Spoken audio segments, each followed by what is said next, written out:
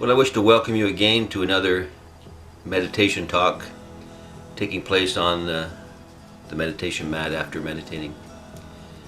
It's Saturday and it's been a wonderful day. I basically spent most of the day just relaxing, meditating. TV's been off for the day. We went for a little walk in the park. It's beautiful. I just want to talk a little bit more about yesterday. We talked about how in meditation, which is simply sitting still with the eyes closed, sitting in quietness, listening to little bubbles of neediness bubble up within our minds, and then one by one dealing with that neediness until it is gone. This is the act of untying emotional knots, in a sense, or sometimes the mumblings can be from misconceptions about what we have about our world. They can also be about addictive qualities. Yesterday I talked about how in meditation we will meet many aspects of our consciousness moving in different directions, and that sometimes they will oppose the act of meditation and silence, and for that reason we have inner argument. And that one of the methods of dealing with these personalities that are in movement within our consciousness is to offer them complete freedom. This accomplishes a couple things. It allows them to freely act,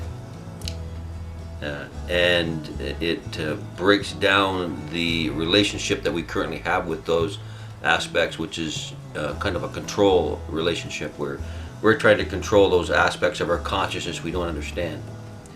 And this is what it means to let go of the self, is that there is not a self controlling all the other aspects of consciousness. There is not a self. That all aspects of consciousness are the self on multiple journeys at once, in a sense. And because of this, each journey has the same value.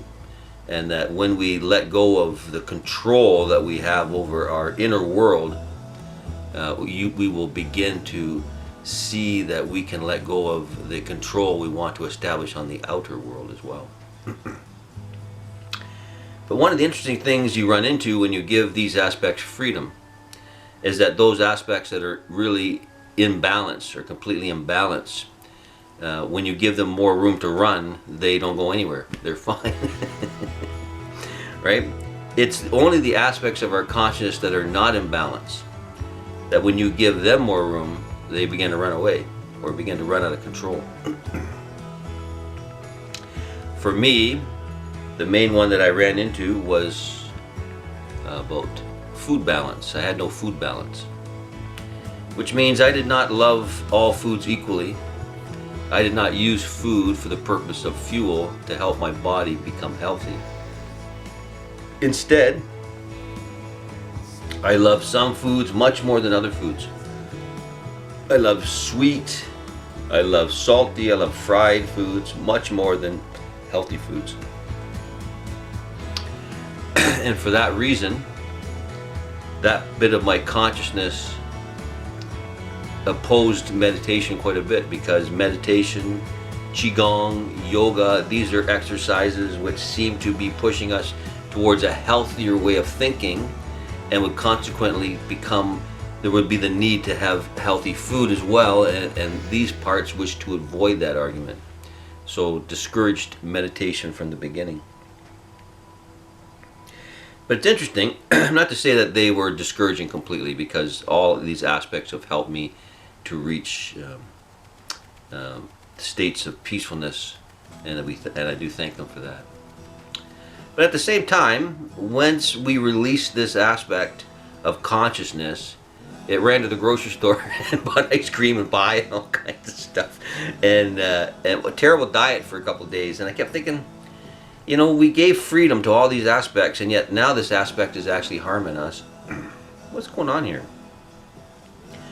Why is this happening? And then I began to realize that Just because I had given freedom to this aspect of my consciousness, this part of my consciousness was not yet free. It had no food freedom, right? It needed to have certain types of foods to be happy and would be unhappy with other kinds of foods. So when we give freedom to things, it highlights their imbalance, which is good. It brings it out into the light, and then we can deal with it. After a few days of eating poorly, not that long actually, maybe a day and a half, that bit of consciousness came to us, came to me and said, you know, I don't think things are right. We need to solve this somehow. So we began to look at what food addiction really is.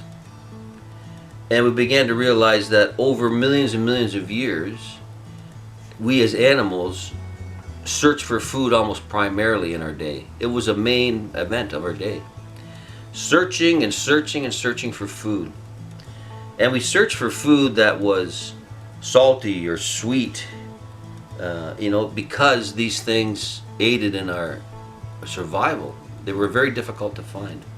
So our desire to find them was very heightened, let's say. However, we live in a different world now. We live in a world where we became self-aware. And what that meant is that the mind could see that it liked something. And because it could see that it liked something, it decided to make lots of them. And not only would it make lots of them, it would concentrate what it liked about them so that it was heavily concentrated in what it liked, right? And so what the mind did was it began to produce artificial food that was heightened in the ingredients that we liked the most, and would avoid the ingredients we liked the least, right? And so these superfoods were highly attractive to the mind, who would search for hours and hours for a small berry, could now find sugar in high amounts, right? And because that sugar or that taste turned on its search or its desire mode was turned on almost all the time. So the Buddha had a solution to the way that the mind interacted with food and was losing freedom from it. And so he made food difficult to find again. Just like it was difficult for thousands of years and we had to do much work to find it, he made it difficult to find by shortening the amount of time when we could eat. He would only eat one meal, and he would have it in just before noon, basically. And then that was it. Then the body would search for food, but it wouldn't be able to find any. And then once a day, after the next 24-hour period had passed, it would find these foods and it would eat till it was full, and that was it. The Buddha taught these not to all people, but he taught these to the monks. But in my mind, what it takes to have enlightenment is required in a sense. So I didn't wait to be asked to become a monk to begin to follow these types of things. But in the end, the Buddha had a point. He would have probably said that the stomach is like a single bowl. It's that size for a reason. After millions and millions of years, nature had designed something to hold food, that if we found food on those occasions when we could find it, we would fill that vessel right up and we will be able to survive for at least a day. And that vessel is the stomach. And so when we eat once a day and we make it difficult to find food the rest of the time, it helps.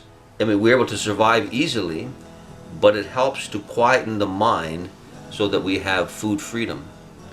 After a while, the mind will realize that after a certain point of time, it will not be receiving any more food. And slowly it will begin to end its search for food. And its relationship with food will become more balanced. Because eating food is for one purpose only. It is a fuel designed to help us remain healthy. That is where balance is drawn. It is a fuel designed to help us be healthy. If we want food more than that, if we desire food more than that, then food has become an emotional device used to provide happiness where sadness exists. And it does more than that. It increases our sickness levels. It increases our weight so that we have physical issues as time goes on. Just not really all that healthy to overeat. Anyways, this is one of the things that we discover on the mat when we meditate, that some aspects are caught in addictive processes, and that when we give them freedom, it allows those processes to come forth, and then we begin to work with those processes to end them, so that we are no longer a slave to anything. When the mind is not a slave to its own thinking, its own desires, its own thoughts, its own worries, the mind is pleasantly quiet. And this is the state of the Buddha mind. So thanks again for coming, and again we encourage you to subscribe if you find these talks interesting.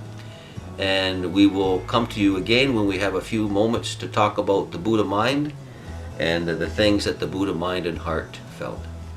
Thanks again, and namaste. Love you all.